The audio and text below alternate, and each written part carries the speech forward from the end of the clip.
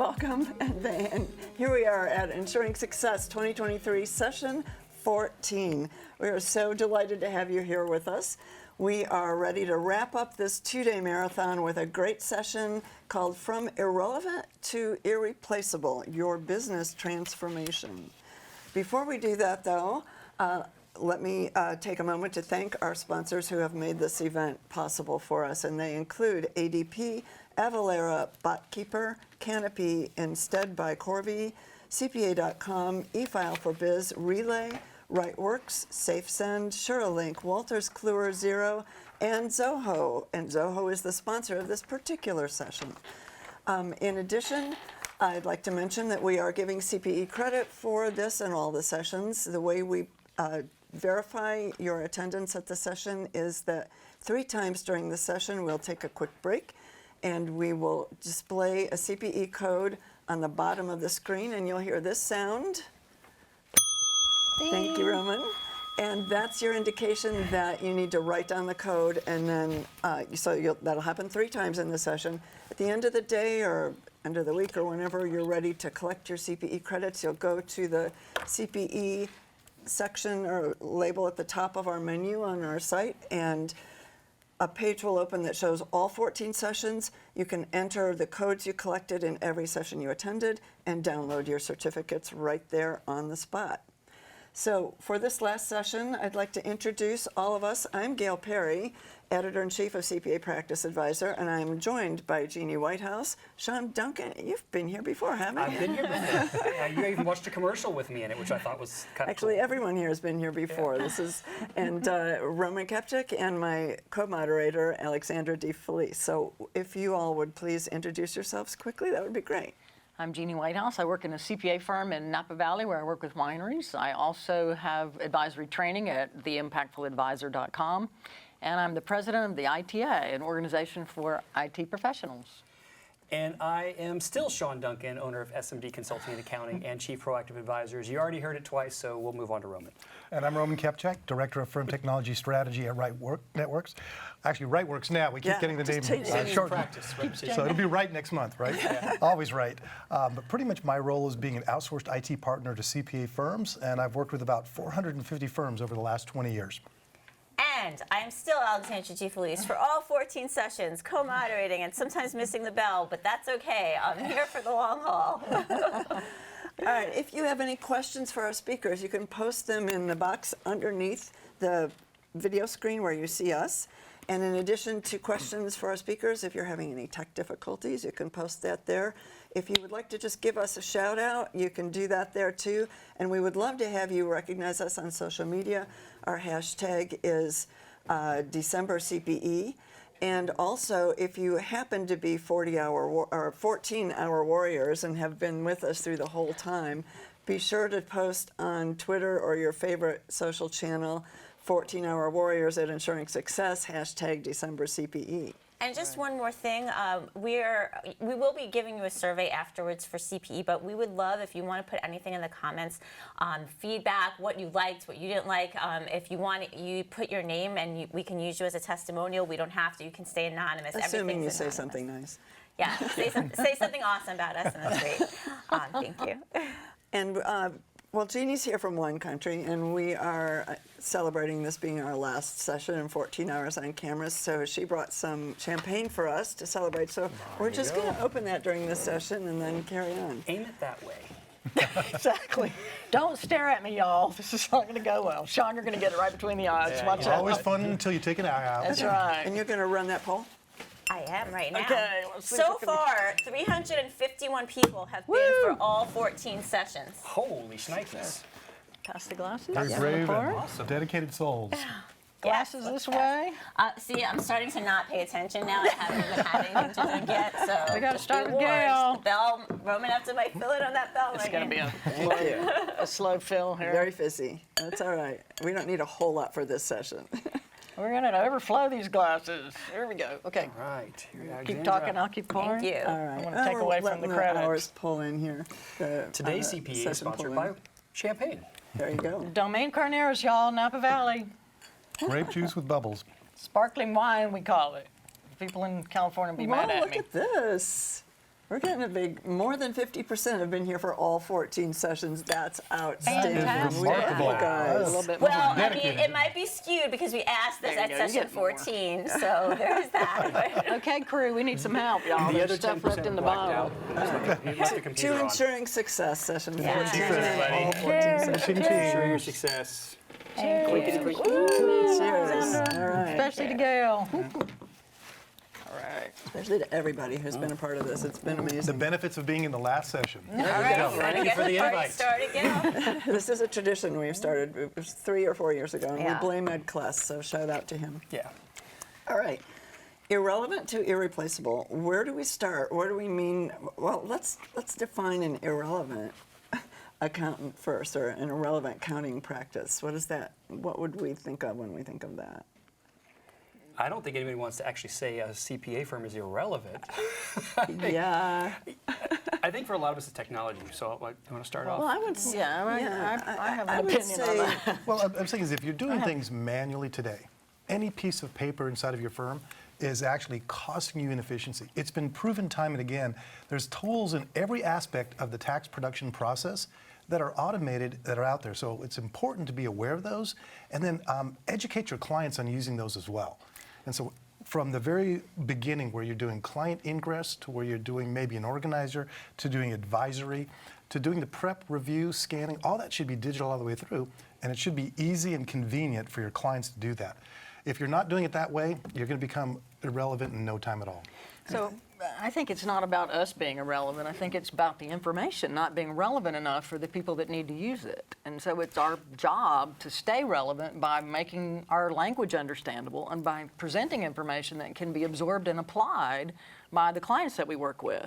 And I think we've had a danger of irrelevance for a while because we don't spend enough time on that communication component. We produce a GAAP-compliant financial statement that doesn't help a manager of a business make better decisions. And so that's what it means to me. How do I make what I do useful to that client so that that information is more relevant? Right, and that's exactly it. Is the stuff we're giving them is irrelevant to them living their lives or making a decision. And as more technology comes out, I mean, we all talk about AI and we're all talking about all these trends. The work we are doing becomes less and less relevant. I mean, if you're used to pounding the information into the tax return, we know studies are showing that in the next 3 to 5 years, 50% of that revenue is going to disappear because it's going to become automated. We know that manually punching stuff into QuickBooks is a bad idea when you can download because you become less relevant. And so then to Geni's point, we're giving them stuff that's not helping them. That's why advisory is such a big push. It's why there's so many conversations about bringing more value so that we can become more and more relevant and essential to their lives. And GAAP, that's my pet peeve. Seriously, y'all, does anybody's small company actually give a darn about allowance for doubtful accounts? Nobody tracks that nonsense. I mean, not at a small firm level. It's really important to me. I like that. I like them doubtful accounts, y'all. They're fun. I've not run across a single It's true. restaurant that says, "Oh, Who cares? You're right. But, I but know. that's GAAP. But that lease accounting thing is really important to these Oh, small my gosh, business yes. owners. Put it in, put it out, take it out, put it in, debit, credit, the same thing, and end up with something. But the relevance component, our focus as accountants, our traditional focus is accuracy. And for a business owner, timeliness trumps accuracy, which how information becomes more relevant. We spend so much time looking for 100% accuracy in the data that we don't share it in a timely enough basis, and it makes it irrelevant. A month later, it's not relevant to me. I can't decide anything based on that. And so I think that's a big part of it too. It's, again, the what we provide and how we provide it is a big part of the problem. And also, when you look from the customer's viewpoint there, when you're done with your taxes, how many people say, oh, that was awesome, I really enjoyed every component of it? It's required, it's basically, they have to do it, they just need to get it done. And so, actually, our happiest clients are the ones that ship the information in, get it done, and ship it out. And then they have a follow-up call about the opportunities they can have to improve that. Again, for next year reducing taxes, they enjoy talking about those things. You told a good example today where they love the external stuff much more than the actual tax ramifications. It's relevant only by regulation. Once the regulation for it goes away, which it clearly won't, and again, if we go to, we're not going to do it, but the postcard type tax return where they keep threatening that it's just going to be this automated thing, we become immediately irrelevant if all your gig is preparing a return. what is your plan for that? And that's a huge part. And we'll tell that story maybe later. We'll see how it goes. Well, I don't know about you, Sean, or if you're kind of from the South. But I never had anybody hug my neck after 15 years of doing tax prep when I handed them the tax return. Especially if they owed money. They If actually had a reach like refund- this for your neck Yeah, sometimes. exactly. Yeah, A different reason to reach out and grab you. I mean, it's really a depressing thing to do when people don't understand what it is and how it affects what they're trying to do as a business leader. And that's one of the reasons that I shifted from that and went in search of something better for the profession. But tax people can do things with the tax stuff that makes it relevant. Have dialogue around what you see on the tax return. Well, we'll find out about that in just a moment. We're going to take a quick break to just display at the bottom of the screen the CPE code. So take a drink every time the bell Gee, rings. oh my gosh. Everyone's gonna find out I'm the lightweight in the group. 402. I had to shut the poll so they could see the CPE code. So 402 people attended all 14 sessions, or at least That's admitted to At it. least admitted to it. That's outstanding. Fantastic. So, as I mentioned, the first CPE code is appearing on the bottom of the screen, and you want to write that down if you're planning on collecting CPE for this session. So, we're moving from irrelevant to relevant. So, what I guess first thing would be to define what you think relevant means. So we have all kinds of definitions. You guys heard some of this earlier, since for your warriors that were here the whole time. Advisory services is a lot of what we're chatting about, or how can you bring more value to the client? For me, it's any gift that I've got, any knowledge that I have, any skill that I have, providing and sharing that with a client so they can have a better life and be better off as a result of what I know. It could be, we talked about payment solutions and software. We can talk about consulting and technology and tax. You can give any advice as long as it's helping that client move their lives forward. The more you become an essential part of their life, in their success, in whatever form you choose to make it, you are irrelevant. They cannot find that in our profession. Why do I have an entire business, and you do as well, where we teach other accountants how to help their clients? Because we can't land them all ourselves. They still need help, so we need to teach you how to fish so that they can be more successful. And relevance comes with, the client coming to you and trusting you as an advisor there. And that's the differentiation. Like Geni and I have some shared clients, and once we got them to say, okay, we can teach you to be advisory, and one of the first things you can do is if you're doing just a tax return for a client, do tax planning and projections. You already have a relationship with the client, you have their data, you understand who needs that advice, and you have the knowledge to help them move forward. And so you actually move what you call level 2 to that, where you become that advisor where you're answering and helping them look forward as opposed to basically delivering in the back end. And again, that has to do with relevance, right? Last year's stuff is useful for a starting point, but how does it help me change what I do tomorrow? And what I call advisory is helping a client move the needle forward in the direction of their dreams.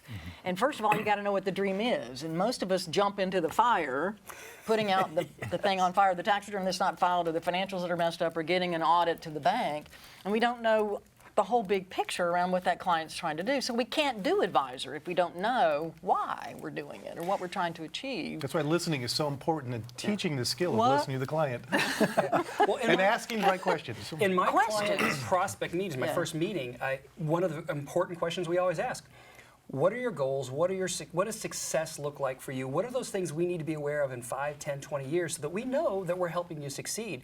And you start getting to those dreams. They may have never actually thought about it, but they're going to tell you a story of what's important to them, and you can then guide them to that, whether it's financially, taxes, wealth management, whatever you're doing, but at least you now know what's important to them, and that will completely change your relationship by understanding those human beings. So our training starts out with Simon Sinek's Start With Why, and we think that's the important premise. And I know Roman has done the same stuff. We do the same methodology. And it's really, when you ask a winery, and you think wineries are, I thought they were kind of mystical, airy-fairy people who were all touchy-feely and, that stuff, but they're very science-oriented, they're very farming-oriented, but when you ask them, why are you doing this, oftentimes they kind of take a pause because they've gotten so caught up in trying to produce a profit, which we've told them they have to do, right? That they forget why they got here in the first place. And aligning back to that helps us make decisions about what we should do next. And again, if we aren't asking that, I don't know how we can serve that client in a way that matters and is relevant. And advisory, like I said, it starts with that why, it's asking the question, it's getting the feedback, and then you're building trust slowly by helping them at least direct them towards solutions or opportunities there to meet those goals. And what I believe is that we will never be the expert. I'm never going to be, even though I know how to drink it, y'all, I'm never going to be a winemaking expert. I can barely tell you what to pair it with other than grits and bacon, which pairs with everything. Yeah. But my job is to make that owner, that team member in a firm, in a client company, feel smarter about what they already know. Because most owners know intuitively what's going on. They know something's off. And what we can do is help provide data to that owner to give them peace of mind, to clarify what they need to work on, and then help them figure out how to prioritize. And again, that takes an alignment with what do you want? And we have to ask those questions first. So two-part questions, kind of aggregating questions that are coming in. The first question is, do you provide this to all your clients or only certain ones? There's some guy, I assume it's a guy, sorry, that's bad of me, but a viewer, Bias. it's just their language that they use. That said they meet with every single client they have and have for 43 years, and they do 1,500 returns. That seems very onerous. So tell me how you really feel. Okay, so what do you who do you decide who to meet with? Can I move this one from Sean? It's not the wine, it's 1,500 tax returns. Yeah. Yeah. How do you decide? So, I mean, I think you, especially if you're just moving into advisory, what we suggest is starting with the new clients, because you set the perspective, you shift the perspective at that first prospective customer-client meeting. You ask different questions, and they see you in a different light, and then you go down the advisory path. But you also do it for current clients. But not everybody is going to be receptive. That doesn't mean they have to be. But you decide, what you want to do, and then you build a practice around it. And it may not be advisory. So, but if you really believe like I do that our job as accountants is to make an impact on that client, then I want to make as big an impact as possible. I want to help them to the extent that they need help or want it. And other people don't want it, that's fine. But you need to be able to filter those people out and also generate enough revenue to create the life that you want. Yes. And that's actually, I'm glad you went there, because that segues into what I said in an earlier session. You get to decide what your firm looks like. You get to decide who you want to be, what success. The same question I just asked my client, I want you to know about yourself, and start there. Which clients do you want to help? The ones you want to continue helping. My big three specialties is medical practices of 3 or fewer owners, software developers, particularly video game developers, and real estate investors. Now, if a retail client comes in, doesn't mean I turn them away. If a lawyer comes in, go away. Not interested. Engineer, peace out, somebody else's client. But I get to decide. Now, doesn't mean I don't like retail, but I just know who I'm going to choose, because my specialty is I know I can crush it and I have more fun there. Okay, I was going to ask you that. I was like, how do you know that those are your favorite? Is it about fun? I mean, I guess it's different for every person. It's absolutely fun. Crush it meaning what? Well, we enjoy them. Doctors, for me, doctors are multifaceted. Doctors, 3 or fewer owners is on purpose. Once I get to that 4th doctor, there's too many gods in the room and they can't actually make a decision. There's too many egos that hit at that level, and I don't enjoy the fight. So part of it is me enjoying the process of working with them. I help physicians because they do make really good money, and we do wealth management and planning, so they can actually pay the services that we offer. But also, they're helping save people's lives, make them healthier. To me, if I help that practitioner stay in practice, be more successful, they help more people be healthy. To me, it's fulfilling to help the heart surgeon be a better practice so they can grow and add more heart surgeons and expand their practice, because that's more lives I'm saving indirectly. I know maybe that seems silly. Software, dude, I just like video games and I have fun talking to them. It's like wine, right? Let's have fun talking to who we're talking to. I have several retail clients I freaking love, and I just love them as human beings, but that's just what it is. But when I choose, it's what is that client profile we created? Part of it has to be business. If you make $4,000 a year, I'm sorry, you can't afford us. And that's just the way the economics work. But then once I get into the segment of our subset, I want to work with great people that I enjoy working with, and we can bring a ton of value. We have the strategies, we know the tricks, we know the software R&D rules apply to the software developers. So we just layer on all these different factors of what makes us happy is where it starts, and we just kind of go from there. Okay, Geni, you want to add? So I came into this industry, and I had built my own practice prior to this, and I was taking all comers. I did everything, I was in Atlanta, Georgia, and I had a cold storage place, and I had a builder, and I had this, and I was just building a practice like we all do when we first start out.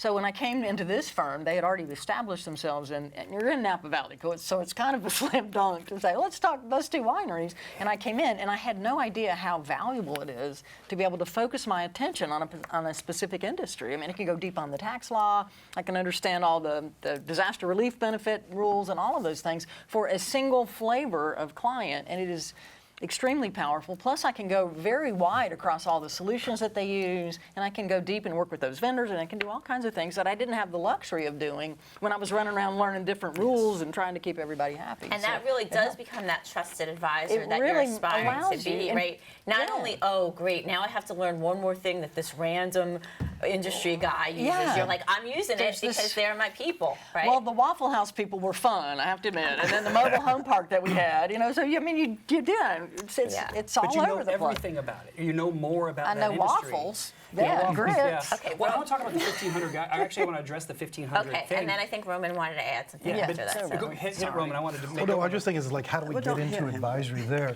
I think one of the things that Geni pointed out is the importance of, you as the provider, as the advisor, need to be very confident in what you're doing.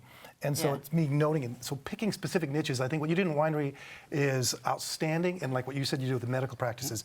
I happen to choose technology because I worked as a technology partner inside of a CPA firm, Yeah. and lots of problems. So I developed a very narrow niche focus. Yeah. But what I learned is working with CPAs was great because they're really nice people. They're successful people. They pay their bills. Yeah. They're not confrontational. I did 3 law firms, and I said, I will never do another law firm. I'm sorry, and you know, Okay, I'm being Alexandra. attacked here. I Just know. understand Cover with the yourself, lawyers. Alexandra, in a law firm. But that came up on another session too, where Michael said you have to be confident because we went through 14 sessions of like, maybe I'll dabble in sales tax, maybe I'll dabble in crypto. Well- Maybe you shouldn't dabble. Maybe you should feel really confident. Well, here's about the thing. So again, I came into the wine industry with absolutely no clue about anything about wine. And you have to be confident in asking questions. And that's what the difference is. I don't have to be the wine expert.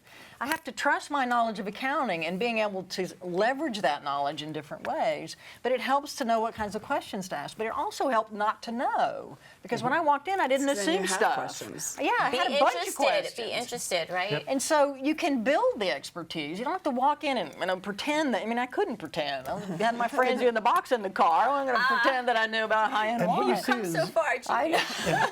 But that's the key. Is everybody can learn it. You can learn if you have a it. So passion for it. you need to have confidence in some aspect of what you bring to bear on it, but it doesn't mean you have to understand that industry to And do as you it. get specialized and you Yeah. build resources and a You- network, you get- I get yeah. questions all the time that I do not know the answer to. But you know people. Exactly, and those people know Yeah. exactly the right answer and how to respond Okay, to it. Roman. So Yeah. And we all it's know worse. Roman. It's worse with lawyers than it is with accountants. But people get nervous to say I don't know. So It's a when they big- asked you a question and you huge. say you don't know, how do you? What is the? You don't just say I don't know. You say what do you say? No, I say, you know what, I'm not sure about the answer to that, but I know someone who does. Exactly. And I contact those people, and I get, like, within RightWorks, I get questions all day long from all the CSMs. The From all the CSMs, who's. What's the the customer service managers, the Oh, people see, that are we don't handling have those, I y'all. apologize for the TLA, the 3-letter acronym. But what it comes down to is it's building that network. And It's- like you said, in wine, you've probably developed hundreds of relationships know with people players that do in all everything from seats. the distribution to the Yeah. production to the sales tax issues. All of that is Yeah. there. And over a few years, you become more confident knowing I can reach out to Sean because he knows that answer right away. I'll get an answer in a day and I'll respond to Geni. Yeah. So it's timely, it's relevant, and it's accurate. Yeah. That builds confidence in your own advisory skills. And here's another trick. Sometimes we kind of know the answer, but we're not completely sure. That's what you say. It's like, I feel like I'm about 70% sure that this is the way that works, but I want to be completely sure. Give me a day, 2, 3. I'm going to get back to you and make sure. If you validate it, congratulations. Like, I was right. I just wanted to be sure for you. And now you're smarter. And you're smarter. But if you were wrong, you're going to like, man, I'm glad my instincts told me to double check. Because either way, you have given an answer, but you've also given the caveat of the chance to double check it, which is prudent. That's just a good thing to do to be sure of your answer. But you've at least instilled confidence that you were on the right track, and then you explain why you were wrong. They will appreciate that you didn't say, I don't know, because that doesn't work so well. Okay. Okay, we're going to take a quick break for a word from our sponsors, OHO, and then we'll be back with your second CPE code.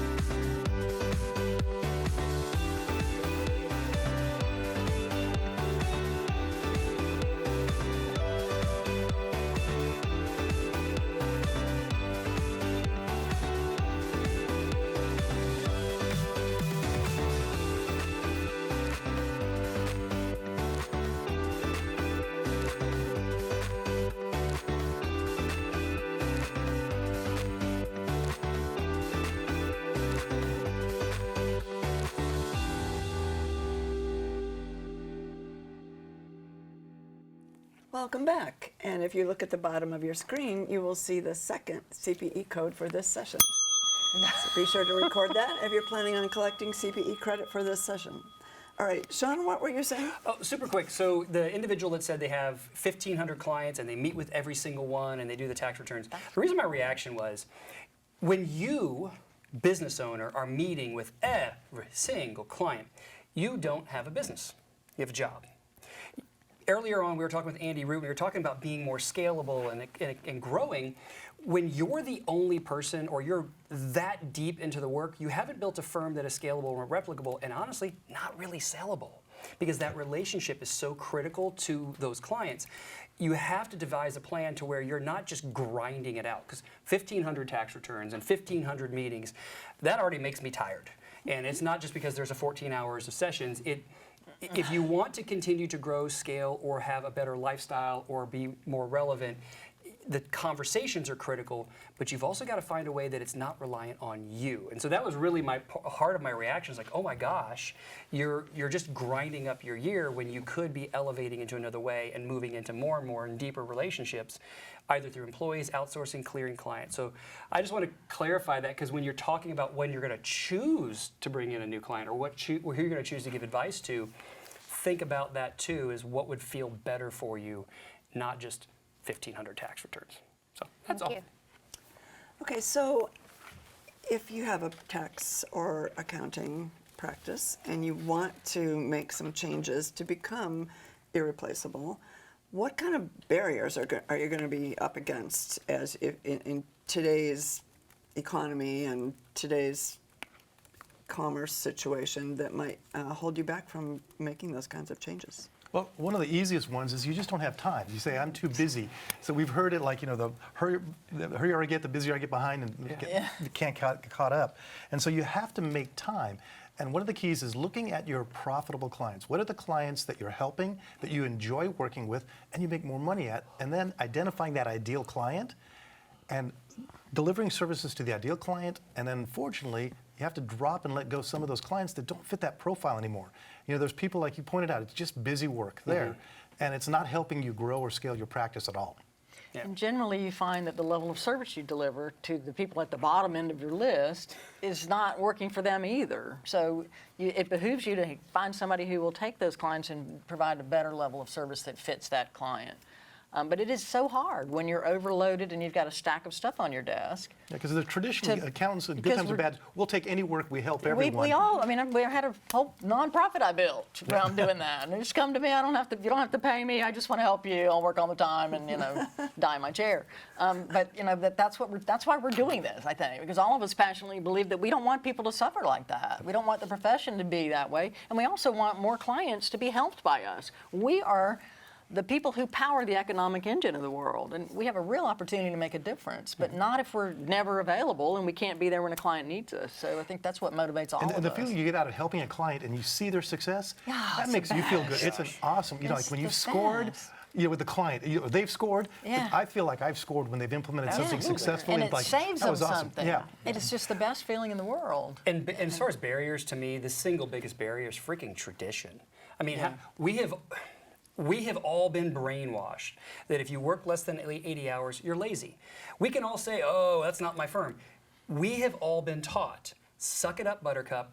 This is the way the life is. You chose this profession. You chose to do tax season. You chose to do audits. We chose a profession. We didn't choose to become sweatshop labor. And it's hard to break the tradition. I do it too. I leave the office every day at 4, and I typically am trying to get it down to 3. I spend time with my kids. I never miss a soccer game. I never miss any event I can, but yet I still slip and go, oh, but I'm supposed to work more. It is really hard to break the brainwashing we've all had, and that is what it is. This is what we were taught. You have to stop and actively choose, this is the way I want my life to look. And it sounds simple, it is not. It is very easy to slide back, and you have to be cognizant of that. So the biggest barrier is you getting your own dang way of, I gotta take on more returns, I've gotta grind these out, this is what I signed up for. Stop. build the firm that you want to have and the life and career you want to have. And we see another barrier is also you might have other partners or staff people who believe in that 80-hour mentality, Absolutely. Yeah. and they look down their nose at people and make them feel bad for not Yes. being there on a Saturday, making comments and those kind of things. And what's interesting is the younger, I'm talking like Generation Z, like the young 20s, so these are the very junior accountants coming in. They have the opposite mentality. They're like, let me work the least amount of hours humanly possible and still get my paycheck. Right? And that's actually the way it should be. Which we right? should have figured out a long time ago. I don't see anything wrong with that. And they Not call that it we're- life-work balance, not work-life. Not that we're Life is work. stereotyping or anything. No, but I mean that's the thought pattern. And I think much of that is because many of those people are our kids. I mean, like my children say, I Right. don't want to work like you did all the time. Well, in millennial But they're and Gen- efficient.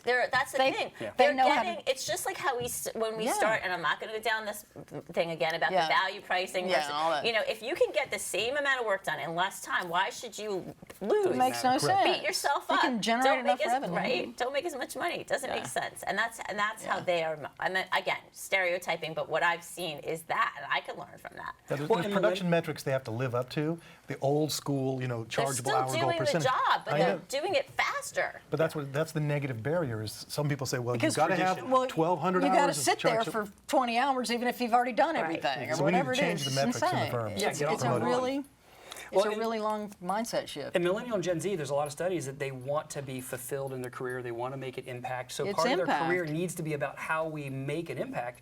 Guess what? When you're advising clients and you're helping those pieces, that's a way the they can make pathway. an impact. And whether it takes 20 hours or 80, it kind of doesn't matter. But if we can be more efficient, that comes back to that session about being scalable and not just so much growth. How do you scale this sucker with the least amount of effort possible? There's a magic in that mindset. One of the things that we do stuff with DISC, behavioral profiles. We do studies and we do training of clients and we teach advisors to do that with clients. And one of the things we know about the way traditional accountants are wired is that they are motivated by fear.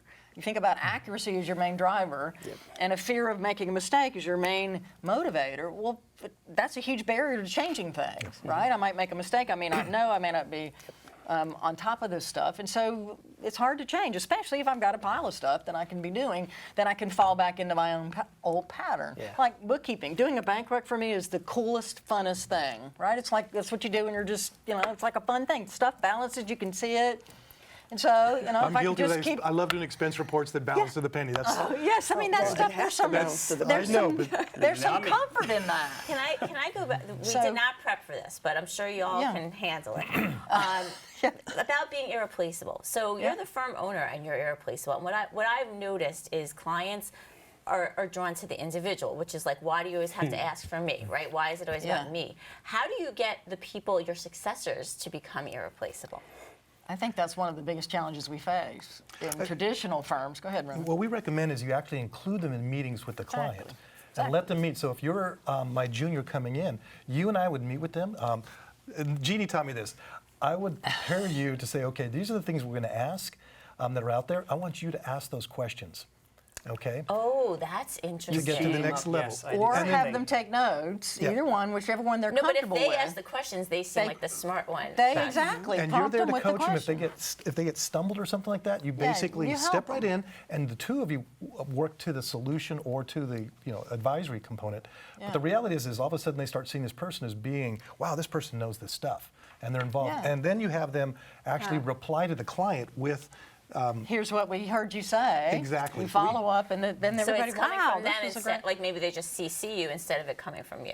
And we have a 20, Yeah. 50, 80 kind of a game where we'll do a meeting, and it's like a 3-meeting transition. Similar process is I'll go, if I was the person that was the point person, and by the way, I can do this as a senior consultant and a junior consultant. So it's any 2 individuals that you're trying to transition to. First meeting, I queue up whoever that junior person is. You're going to explain this thing. So I'm going to go to the meeting, hey, blah, blah, blah, blah. I'm super smart, here's what I want to help you with. Oh, you know what? They're really the expert on it. And we had practiced what they're going to say, and then they will give that 20% of the content. Then the next meeting, we're going to go to the meeting, it's going to be, and we're going to intentionally queue up 50%, 50%. And then that way it's going to transition. And then the third meeting, I'm going to lead it off and go, you know what? So-and-so had some stuff that they wanted to cover before I jumped into anything. And then I'm just going to sit back and let the time tick away of whatever that meeting is. And by the time the end of the third meeting, you don't even have to be in the fourth meeting. And I have so many anecdotes about how that worked. But you allow them to see and perceive that expertise. And you can do this. It's me to my staff senior to a junior, and you can just continue. And that turns you into a scalable business. It takes time. 1,500 clients and 15. Well, it takes prep too, but Yes. but then you're not. We go back to that. Oh, I don't know the answer, or you're scared of what's going to come out of their mouth, right? But you have confidence that they're going to say the right thing because you gave them the script. Well, you're not telling them to say anything. Remember, that's the shift. You're asking questions. I'm going to help you figure out how to ask different questions, and you're going to have the confidence when they start building a dialogue around their own answers. So it doesn't put pressure on me to know a bunch of stuff. And after I've done 3 of those question asking things, I know a bunch of stuff. I've heard from 3 different clients, and now I understand a whole lot more about what's going on. And another component that people don't do, it's the debrief afterwards. Yeah. But Oh when my you gosh, walk it's out of so that valuable. client meeting, Yeah. it is critical for you, like you and I having a discussion, like what did you learn? What do you think about that? What Yeah. do we need to do? What are the action steps? Yeah. And that way you're constantly reinforcing and building your advisory skills towards dealing with a client like that 6 months from now. Don't we all want Roman to be our boss? He's got it down. That's never put exactly up with what we me. should be doing. I'm not sure we're doing enough of that, but that's exactly I right. do everything by checklist. You know It's that. correct. The debrief is actually it's one of the ways we teach interns. So interns will eavesdrop on any meeting, and I'll say it. They'll see their name on the Zoom. Here, this individual is one of my interns. They're not going to say anything. This is the best way I can teach them. Your real questions with our real answers and the real dialogue. And we've had the feedback coming from our interns. They'll work with us for 1 year, and they already know more than a 3rd or 5th year CPA at another firm when they walk in because they actually were involved and they were not just form fillers, scanning and copying. We gave them the moments to have a dialogue, and then the debrief. It's absolutely it's part of our DNA. Is the debrief is always part of that conversation. So I love that. It's So super since I powerful. primarily come from the tech bit, one of the things you said, if you have a Zoom call with a client, you can turn on the transcription of that. Oh, yes. You can record it as an education session. You show components of it to Exactly. share with other people. And now with artificial intelligence, you can actually have it transcribe a You know, summary and that actually even write the email. That actually And the scared the heck to-do out of me. list. I won't do it because I'm like, that you're having a conversation with clients, and then I'm like, where is if it's through AI and you have the AI plugin, like, oh my God, we got to mention AI at every session. No, After yeah, but 3 you're times so absolutely far, right. you guys that take a you shouldn't drink do every it on time somebody says AI. ChatGPT, the Yeah, we public should have version. had it. Yeah. But you can buy Drinking. enterprise versions. Like we have a version at Yeah. Whiteworks where basically I can put in information. It'll never be saved Yes. or used to train the large lange model. So it's Then we need protected. to, see, we And all I need to think- talk to Roman too about this, how to do this in our Otherwise, Metro environment. takes over the world. And then My We're foot's going to tapping do like one more quick break. Okay. We have one more word from our sponsors, OHO, and then we'll be back with your 3rd CPE code for this session. All right. Don't go away.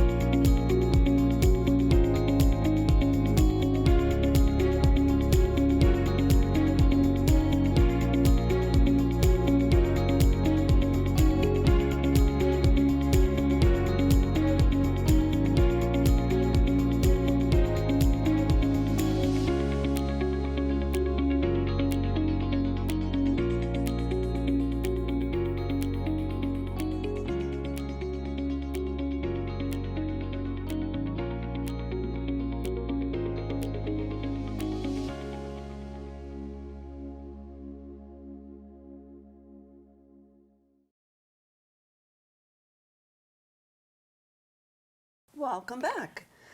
If you look at the bottom of your screen, you'll see the CPE code.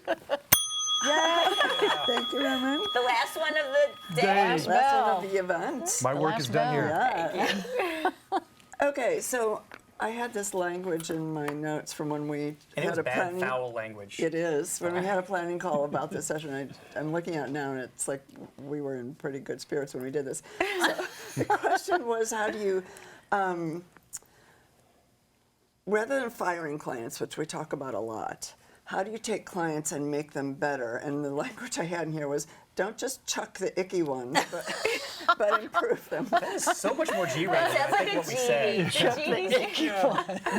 Boy, that's not the Okay. words we used, but all right. Well, who wants to start? So part of when I mentioned actually we asked the question about what success is on the client intake. That's actually the result of bad client relationships that we turned good. Is we would get into consulting and I know that Geni loves this. Ask a lot of questions to understand who they are. We were doing the traditional tax advisory thing early on and just saying, here's what you want, here's what you need, and we were feeding them stuff that wasn't relevant to them. It's the trap that we all fall into. And so years ago, we had a client go, look, that's all cool and fine, but that's not what I need. We went, well, what do you mean that's not what you need? And we had a dialogue about what was important to them, what their success looks like, and how we can support that. That's actually why years ago we shifted to asking, what does success look like for you? And that's part of the recurring dialogue. What's important to you? What's changed in your life? Back to understanding what they need and how you support what they need. And it started off with, honestly, why our process exists now. I actually forgot until you asked the question. That's why it exists, is because we had this person finally call us out. How many clients fired us that didn't call us out and give us the opportunity to salvage it because we weren't aware of what's important to them? Everybody has a different need. Let's meet the need as much as we can. So I think oftentimes a bad client is somebody that we haven't made it easy for them to do business with us. Like we always complain about they won't get me their stuff. And when you look at the systems we put in place and how they're designed for our internal efficiency and they make a customer's life miserable, that makes them a bad client because we have bad systems in place. So we really need to take a look at what is that, what makes them a bad client, and also really understand not only what they need, but what they want. Yeah. What is their unique goal, and then align with that. Yeah. And on systems, just to say, you hit the nail on the head. You know, I'm a Lean Six Sigma promoter to the nth degree, and one of the things I learned 20 years ago that made a big difference was always have the client's perspective in everything you do. How do they feel? How do they experience it? Is it easy for them? And so that's what we've seen is these new evolution of these tools, these best-of-breed tools that make it so easy for our clients to do signature, for the spouse to have the signature, to get the reminders to be auto-generated out there. So when you talk about systems, that's one of the things that has held a lot of firms back. And again, the client focus on the system, not just I'm going to get faster back here doing a bunch of stuff and still take 9 years to get the stuff to the client, or still deliver stuff that doesn't have relevance. Because again, like you said, the tax return delivery of the stuff doesn't matter to them. They want the advice.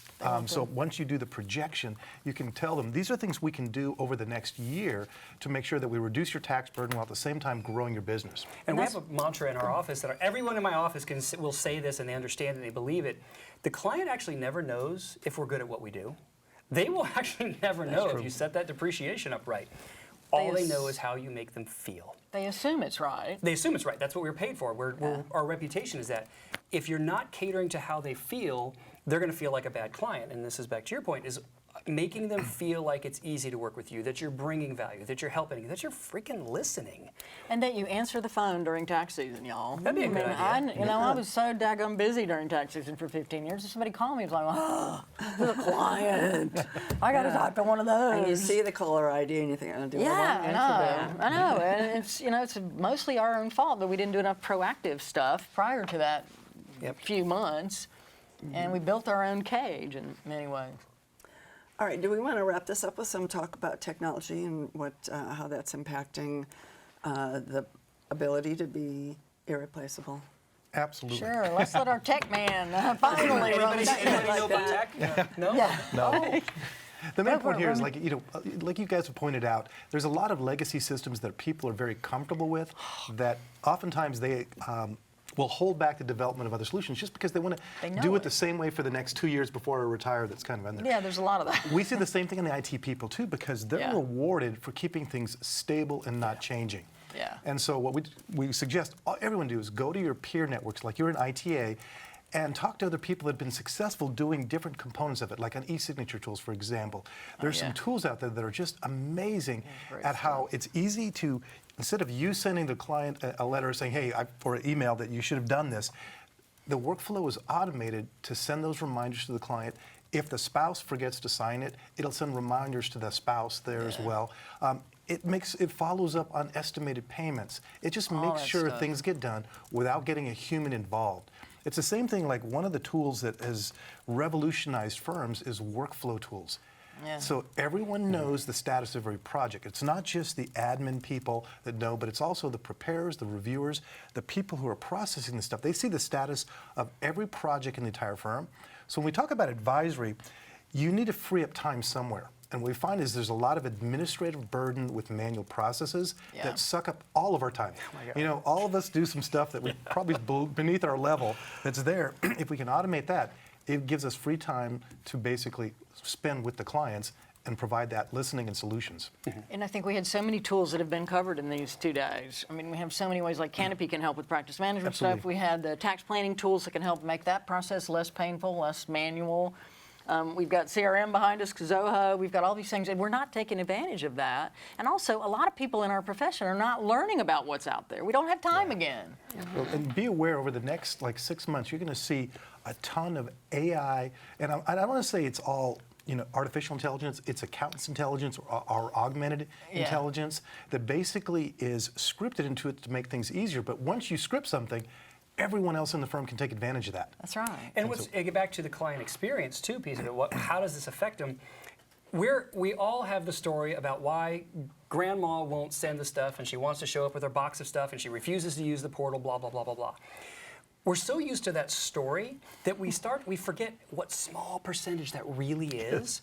The vast majority of your clients appreciate the ease of use. They appreciate the quick and dirty access. Your clients are getting younger in general because millennials, Gen Zs, whatever, are using portals and they want that efficiency. You become stickier. That irreplaceability becomes, how many times have you landed a client that, or you've heard somebody landed clients because they use a portal. I don't have to go into your office. My surgeon clients do not want to scrub out, run over to the office, and drop crap off. They want to send it real quick and do efficiency. I have made their lives easier, which makes us a better resource, which then leads to more referrals because we're a better resource for their lives. That's where technology kicks in, whether it's a Zoom meeting, it's uploading to Canopy, it's whatever system you use. That actually is a value add that makes that client not want to go because they do know how many old farts are trying to still do paper over there, and they don't want that anymore. As much as we like to tell the story about one client that doesn't want to do it, the vast majority of them do, and they appreciate it, even if they're not vocalizing it. That's why you're getting those referrals sometimes. I have to make it known that I am a grandma. So Sean and I. You know what? I turned 50 this year. And I'm my proud back of is my telling grandma me, so- status. You're a I have to grandma, make it huh? known that I don't do my own tax return. I don't either. The day I started consulting, I I don't said, either. I'm going to hire a professional. He's- But for the last 15 years, the joy in me is sending him my trial balance, my notes and email. He I comes, love sends it. back the return. I I'm done. love it. Then Me we too. meet in the summer or at a slower time know. to discuss what I should do and all that. But during tax season, he doesn't have time, I don't have time. So it's basically just get it, get it done and processed. Again, that's the compliance required component. And then we'll talk about the desired stuff later on. But again, I think there are not enough firms going out there looking for what's possible. Yep. And I think this is great, the 2 days. You've presented a whole bunch of stuff that people need to be looking at. But I also think there's a danger of this whole AI buzz that now everybody's AI, even though it's not. And everybody make sure that it's effective and useful AI. Let's not just stick it in things because it's cool, and make sure that there's a Roman benefit. referred to it as accountant's I love that. intelligence. I We can know. own this AI. Yeah, we There got you go. AI. Yeah, because y'all. when you think about it, we all heard that ChatGPT passed the CPA exam. Yeah. But it's like a kid that aces the CPA exam. Doesn't they know can answer anything. questions but They can't don't- apply a single thing. You ask them we a real had some of question. those in my But starting you know career. what? Yeah. If we look at it as AI as an assistant to you, Yeah, that what right. happens is you can ask the question and it'll say, here's the things to consider. Then it's a helpful tool because you use your accountant's intelligence, the 20 years of experience answering these questions and dealing with these scenarios to be able to say, yes, it's valid or not. So picture yourself in a traditional accounting practice, been doing the same thing for 20 years. My heart hurts. I know. Wait, do we have to? I picture Just cobwebs. for a moment. Don't you put that evil on me. Sip some champagne just for a moment. Okay. You've decided that you learned a lot over the last 2 days and probably at other conferences and other places. And you really want to start making a change starting in 2024. And you're going to sit down with a list and start listing the things that would be the first steps, say the first 5 steps to get you moving forward. What would those be? I would start with, first of all, the clients you like working with and the types of businesses they have. So for me, it was technology. For Geni, it was winery. For you, it was doctors. You already have knowledge of that niche. You have some experience in it, so you can speak, from experience in there, and then see, okay, what can I do to these clients, doctor clients or whatever, to help them out further, and then start thinking about what other doctor clients am I only doing a tax return for?